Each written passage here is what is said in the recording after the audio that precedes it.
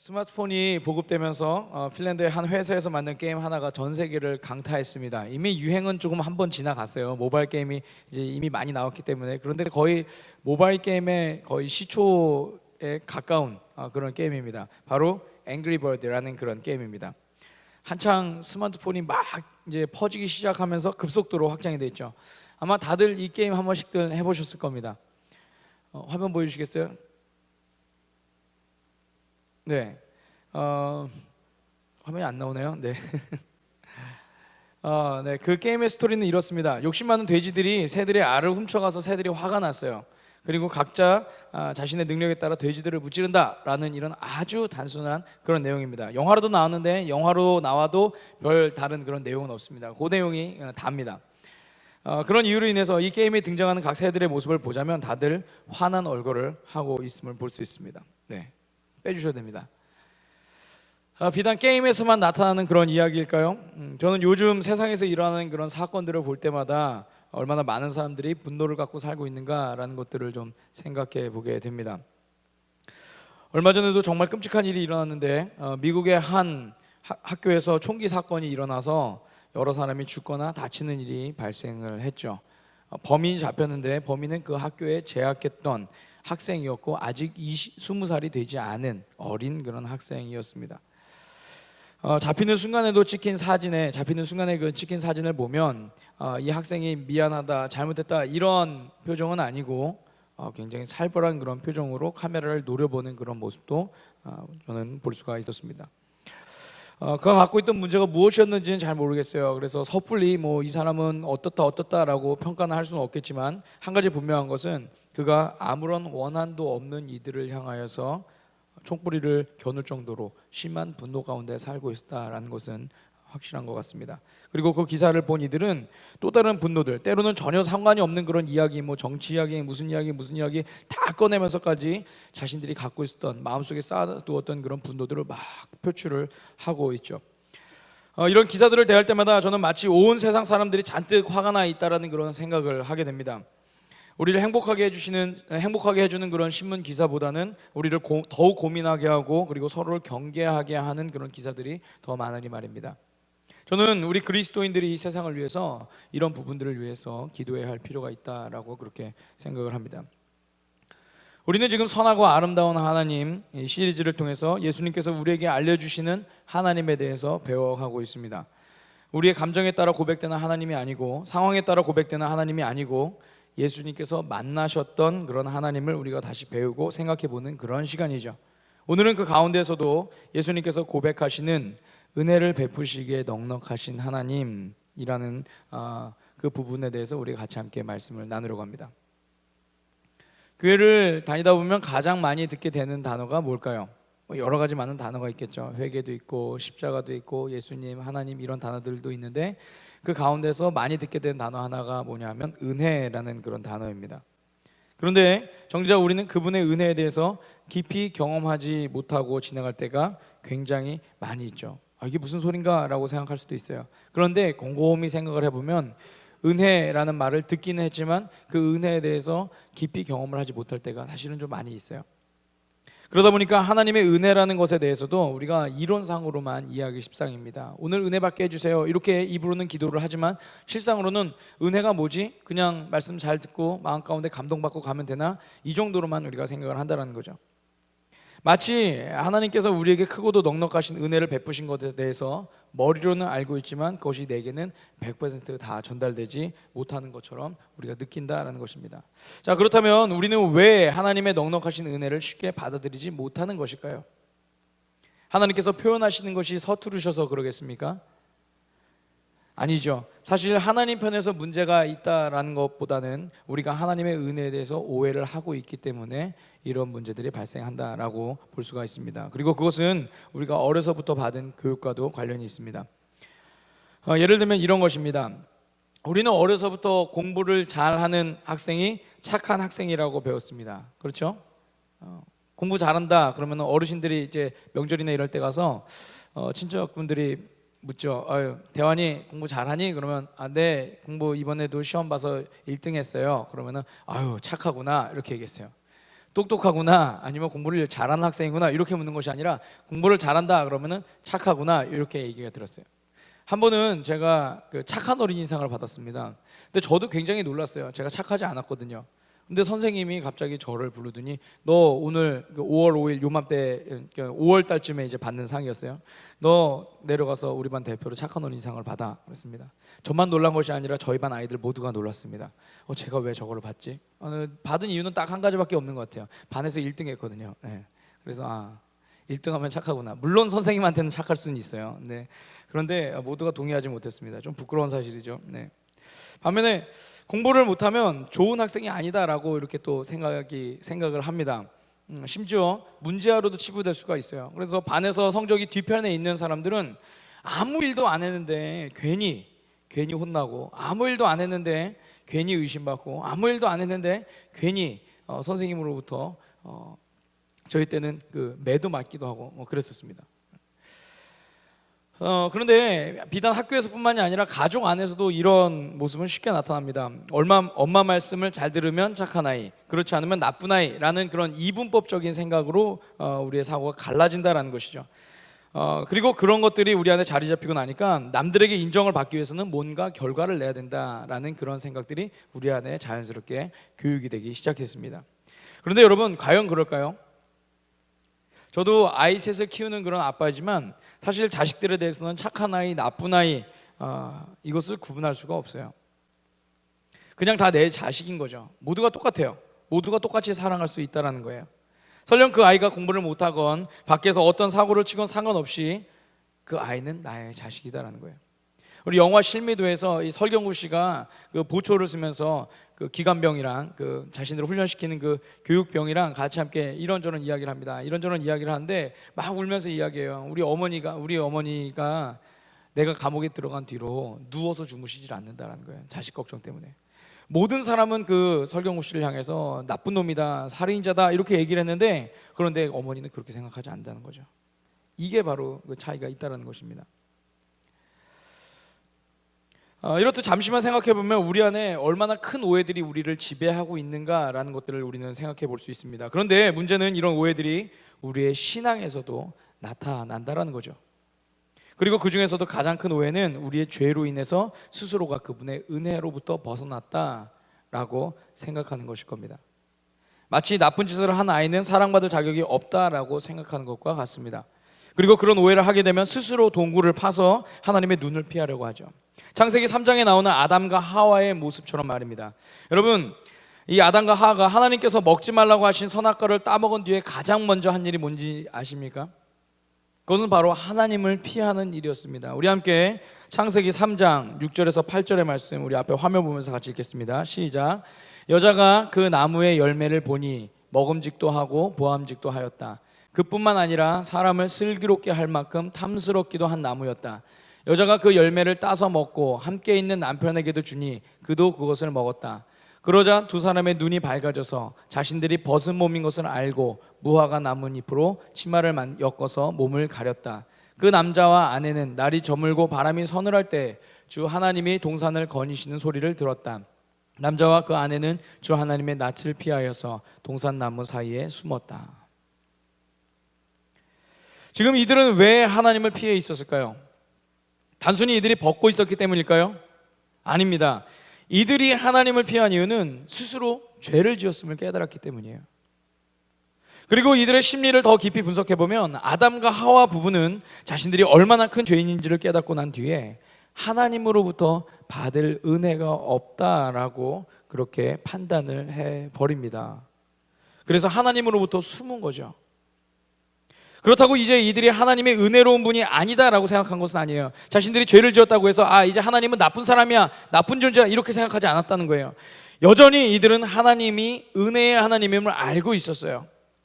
다만 이전과 달라졌던 것은 무엇입니까? 그것은 자신들이 죄를 지었기 때문에 그 은혜가 이제는 나와 상관이 없다. 나는 이제 그 은혜로부터 끊어졌다라고 그렇게 생각을 했다는 거죠. 이것 하나만 지금 달라졌다는 거예요. 어떻습니까? 여러분 공감이 되십니까? 하나님이 하지 말라는 거 했으니까 당연하지. 하나님으로부터 멀어져야지. 여러분, 우리도 쉽게 이렇게 생각하진 않을까요? 그런데 성경을 읽어보면 이것은 명백한 오해였습니다. 하나님께서는 여전히 그들을 향해 당신의 인자하심과 자비하심을 계속해서 드러내길 원하셨어요. 우리 함께 창세기 3장 21절의 말씀 앞에 화면 보면서 읽겠습니다. 시작. 주 하나님이 가죽옷을 만들어서 아담과 그의 아내에게 입혀주셨다. 저는 오늘 이 말씀을 묵상하면서 너무도 큰 감동을 받았습니다. 여러분, 지금 한번 이 상황을 생각해 보세요. 앞서도 말씀드렸듯이 당시 아담과 하와는 자신들이 큰 죄를 지었기 때문에 하나님으로부터 자신들은 멀어졌다, 하나님의 그 은혜로부터 끊어졌다라고 그렇게 생각을 하고 있었어요. 더 이상 하나님으로부터 받을 은혜는 내게 없구나라고 생각을 했어요. 그래서 이들은 숨기를 원했던 거죠. 하나님의 낯을 피해서 숨기를 원했던 거예요. 그런데 하나님은 그런 이들에게 여전히 하나님께서 이들을 사랑하고 계시고 보살피신다는 그런 증거로 손수 가죽옷을 만드시고 그것을 입히셨다라고 했어요. 하나님께서 입히신 거예요. 상상해 보세요. 옷이란 걸 처음 봤잖아요. 이거 어떻게 하는 거죠? 하나님이 입히신 거예요. 가죽옷인데 이것으로 너희를 가려 입히신 거예요. 여러분, 하나님의 은혜가 끊어진 것입니까? 아닙니다. 하나님의 은혜는 여전히 이들과 함께 하고 있었다는 거죠. 그뿐만이 아닙니다. 많은 사람들이 아담과 하와가 에덴 동산에서 쫓겨남으로 인하여서 하나님의 눈에서부터 이제는 멀어졌다라고 그렇게 생각을 합니다. 바꿔 말하면 하나님과 상관없는 삶을 살았을 것이다 라는 그런 추측을 하죠. 그런데 과연 그랬을까요? 아니요. 이들은 여전히 하나님의 은혜 가운데 살고 있었습니다. 그리고 스스로도 그것을 알고 있었어요. 우리 함께 창세기 4장 1절의 말씀 같이 읽도록 하겠습니다. 시작. 아담이 자기 아내 하와와 동침하니 아내가 임신하여 가인을 낳았다. 하와가 말하였다. 주님의 도우심으로 내가 남자 아이를 얻었다. 누구의 도우심으로요? 주님의 도우심으로. 자신이 아들을 낳았는데 이는 하나님께서 도와주셨기 때문이다 라고 그가 그렇게 고백을 하고 있어요.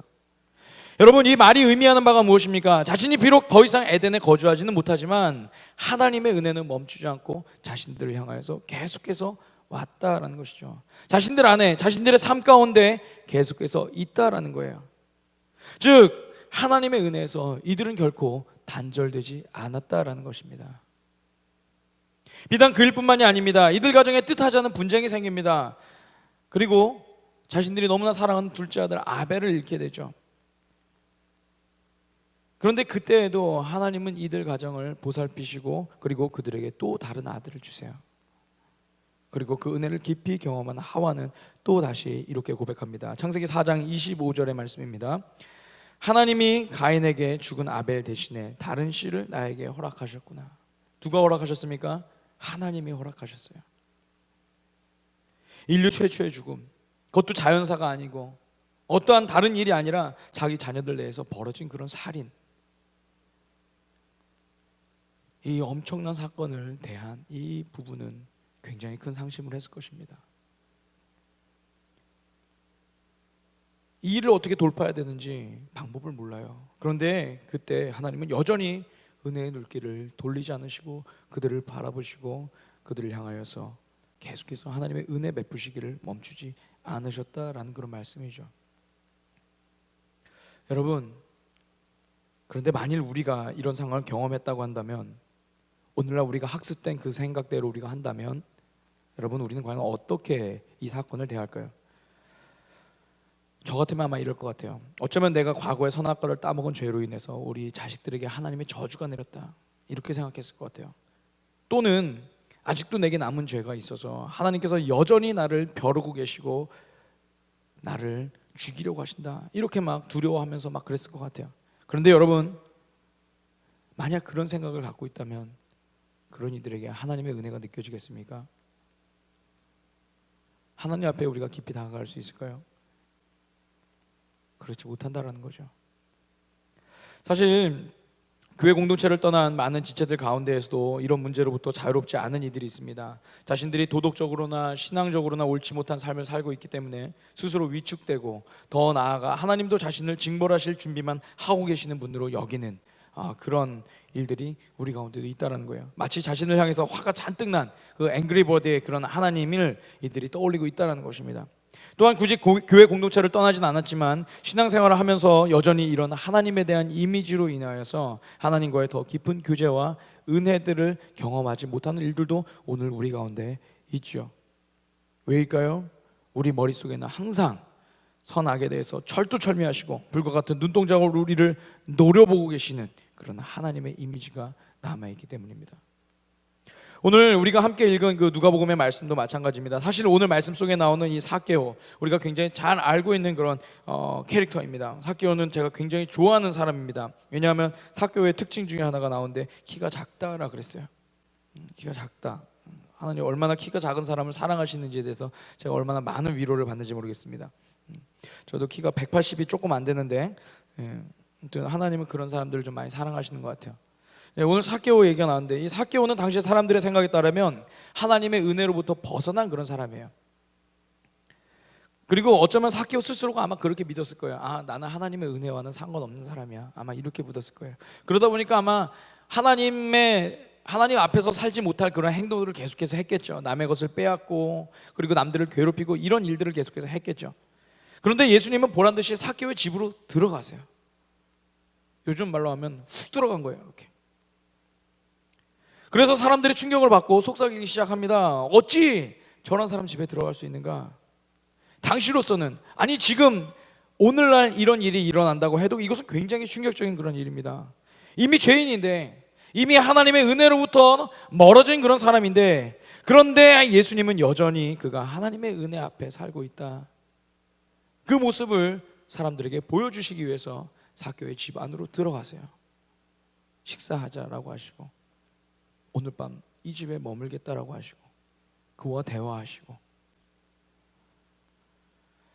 이것은 비단 삭개오에게만 국한된 것도 아니었습니다. 성경을 보면 가늠하다가 잡혀온 여인, 남편을 5번이나 바꾼 그런 여인, 예수님과 함께 십자가에 매달렸던 그런 죄인까지도 우리의 생각에는 하나님께서 화를 내시고도 남을 만한 그런 사람들인데 하나님은 여전히 그들을 향하여서 은혜의 눈길을 거두질 않으셨다라는 거예요. 계속해서 주님은 그들을 사랑하신다라고 말씀하고 계시고, 계속해서 주님은 그들을 향하여서 하나님의 은혜가 있다라고 그렇게 말씀을 하셨다는 거죠. 오히려 하나님의 은혜가 제한이 있고 차별이 있다라고 말하는 그 당대의 그 신앙의 지도자들, 그 위선자들을 향하여서 분노하시며 그들이 만들어 놓은 잘못된 하나님의 이미지, 마치 앵그리버드의 하나님과 같은 그런 이미지들을 예수님께서 오셔서 다 깨버리셨다는 거죠. 이것이 이 땅 가운데 오셔서 예수님께서 하셨던 그런 모습이에요. 우리의 복음은 바로 여기서 출발하는 거예요. 사랑하는 여러분, 한번 생각해 봅시다. 만일 하나님께서 죄인들을 미워하셨다면 굳이 십자가라는 방법을 택하셨을까요? 그냥 다 없애버리시고 처음부터 다시 하시면 돼요. 다 없애버리시고 에이 잘못 만들었다, 지구를 다 뭉개버리신 다음에 버려버리시고 다시 시작하자, 다시 시작하는 거예요. 매뉴얼 다시 하고, 그리고 새로 지은 사람들에게는 이야기를 해주는 거죠. 야, 전에 내가 한번 만들었었는데 실패했어. 실패해서 어떻게 되는지 알아? 다 부셔버렸어. 너네 조심해. 사람들은 아마 두려움에 떨었을 거예요. 잘못하면 안 되는구나. 겉으로 보기에는 옳게 살아가는 것 같겠지만 하나님 그걸 원하시지 않았다는 거죠. 그냥 다 부셔버렸으면 하나님 입장에서는 더 쉽고 더 편하고 아프지도 않으셨을 텐데, 그런데 하나님께서 그렇게 하지 않으시고 주님께서 몸소 아프셔야 하는 그 길을 선택하셨다는 거예요. 왜 그러셨을까요? 우리를 향하신 그분의 은혜와 사랑이 너무도 컸기 때문에, 우리를 향하신 하나님의 그 은혜와 사랑을 멈출 수가 없기 때문에, 도저히 하나님이 우리를 포기하실 수 없었기 때문에, 그래서 예수님을 이 땅 가운데 보내신 거죠. 그리고 예수님은 오늘 우리가 함께 읽은 누가복음 19장 10절에서 이렇게 말씀하십니다. 인자는 잃은 것을 찾아 구원하러 왔다. 인자는 잃은 것을 찾아 구원하러 왔다. 하나님의 은혜로부터 벗어난 사람들을 만나기 위해서 오셨다라고 그렇게 말씀하고 계세요. 많은 죄를 지은 사람을 만나기 위해서 이 땅 가운데 왔다라고 그렇게 말씀하고 있다는 거예요. 스스로가 하나님의 은혜로부터 끊어졌다라고 고백하는 그 사람을 만나기 위해서 예수님이 이 땅 가운데 오셨다라는 거죠. 할렐루야, 할렐루야. 당시 지도자들은 바리새인들, 율법학자들, 제사장들, 이런 사람들은 자기 나름대로 선한 삶을 살아가고 있다고 생각했던 그 이들은 그냥 예수님께서 잃어버린 자들은 냅두시고 그냥 그대로 두고 자신들에게 잘해주기만을 바라셨는데, 예수님은 굳이 그들을 찾아가서 함께 식사하시고 그들을 향한 하나님의 은혜에 대해서 계속해서 말씀하고 계세요. 그리고 오늘 우리에게도 말씀하고 계세요. 지난 한 주간 우리가 어떻게 살았는지 잘 모르겠습니다. 여러분은 알겠죠. 하나님은 알겠죠. 매일 큐티를 하고 매일 기도를 하고 나는 이제 하나님의 은혜 받을 준비가 됐습니다 라고 얘기하면서 오신 분도 있을 수도 있어요. 잘못했다라고 말하지 않습니다. 근데 간혹 어떤 분들은 이런 경우도 있죠. 오늘 예배당에 오기까지, 오늘 예배하러 오기까지 마음이 너무 힘들었던 분, 오늘 아침까지도 가족 안에서 다툼이 있어서 예배하기 힘든 분, 지금 이 순간에도 내 마음 가운데 하나님 앞에 서기에 부끄러움이 있는 어떤 그런 모습들, 자리만 채우다 가야겠다 이런 생각 갖고 이 자리에 오셨을 줄도 압니다. 그런데 여러분, 오늘 주님의 은혜는 여러분 가운데서 끊어지지가 않습니다. 할렐루야. 동영상 하나를 소개하겠습니다. 제목은 저치라는 그런 동영상입니다. 이 내용은 그 사람들이 교회를 떠나게 된 이유에 대한 것이었는데 우리 잠깐 함께 보도록 하겠습니다.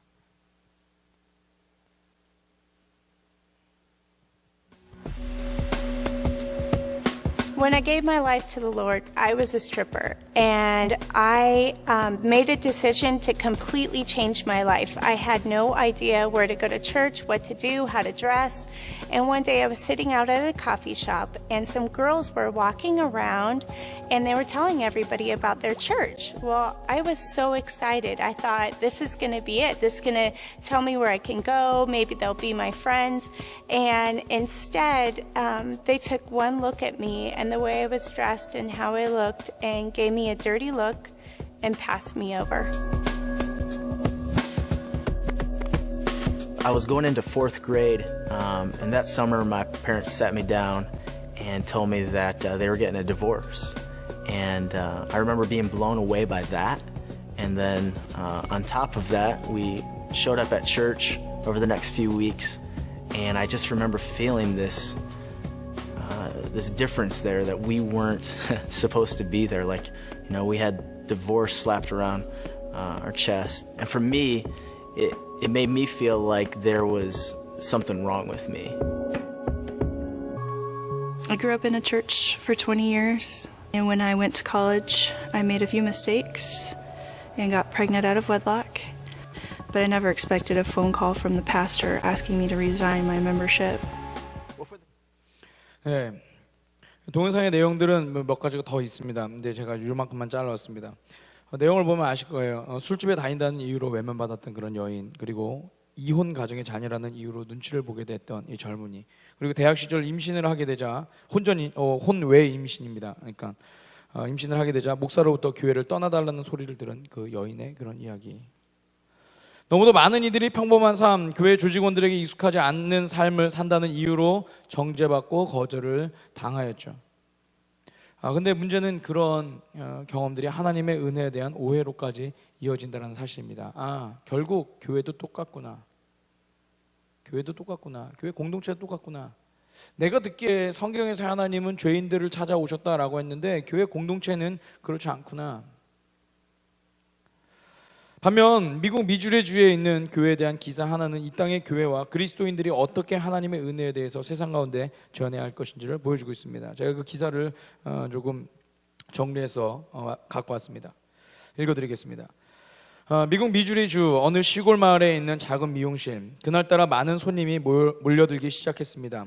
그런데 손님마다 하나같이 삭발을 요구했습니다. 손님들은 50여 명 정도가 출석하는 작은 교회의 성도들이었습니다. 미용사는 이상한 광신도들이라고 생각했는데 다음과 같은 사연이 있었습니다. 그 교회에 성도들로부터 많은 사랑을 받던 한 소녀가 있었습니다. 그런데 그 소녀는 암으로 투병 중이었습니다. 암 수술을 받고 항암 치료까지 마친 소녀가 교회를 나오지 않자 목사와 몇몇 교인들이 병문안을 갔습니다. 밀어버린 머리 때문에 창피해 외출을 못한다는 소녀. 목사와 교인들은 모두 머리를 깎기로 했습니다. 이 사연을 듣고 감동한 미용사가 방송국에 연락을 합니다. 여중생에게 특별한 추억을 만들어 주자고.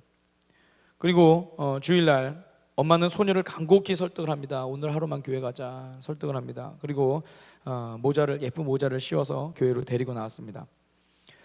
그리고 교회 문을 딱 연 순간 모든 교인의 빡빡 머리를 본 소녀는 몸둘 바를 몰랐습니다.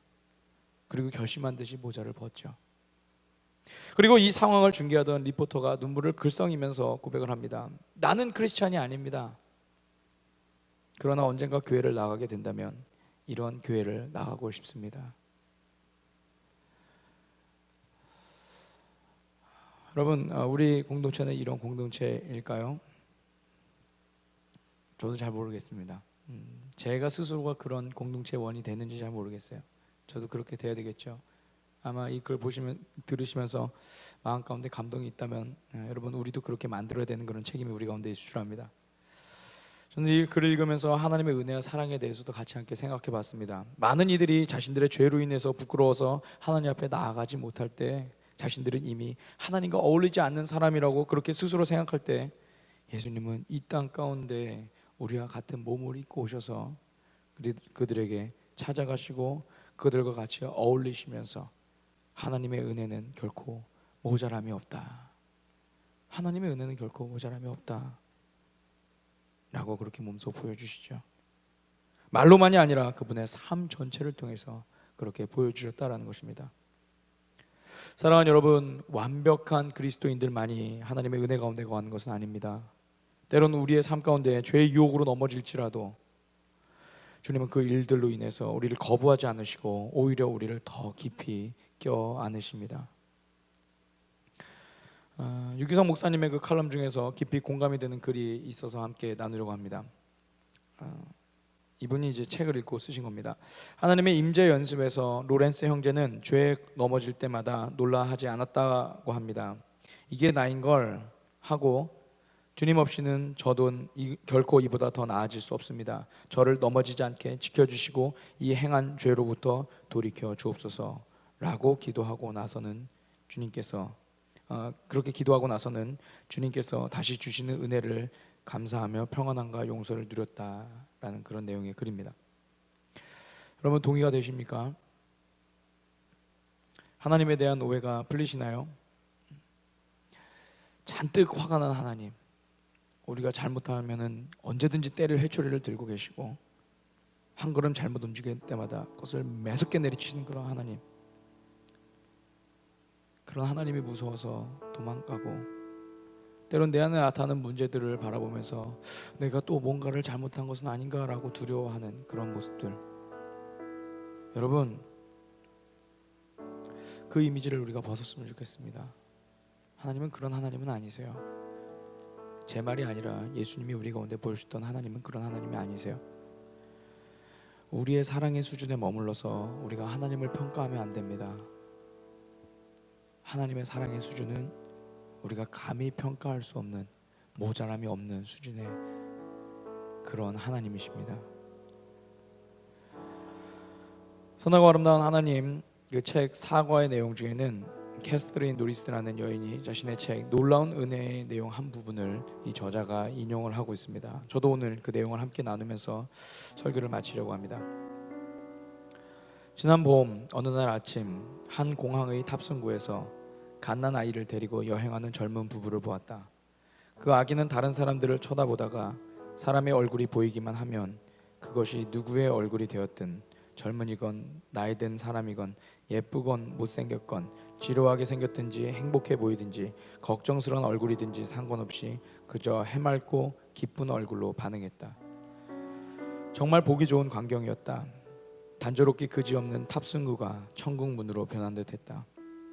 그 아기가 어른들의 얼굴을 쳐다보며 장난치는 모습을 지켜보다가 문득 야곱처럼 환도뼈를 한때 얻어맞은 듯한 충격에 빠졌다. 왜냐하면 어쩌면 이것이 하나님이 당신의 피조물들의 얼굴을 들여다보시며 보시기에 좋았다고 기뻐하시는 모습을 본 것 같은 생각이 들었기 때문이다.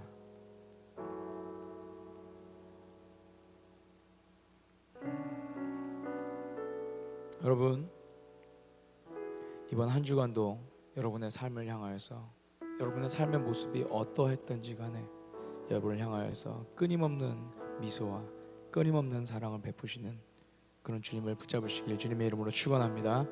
그런 주님과 함께 손을 잡고 이 한 주간을 당당하게, 이 한 주간을 행복하게 살아나가는 저와 여러분 되길 소망합니다. 우리 시간 같이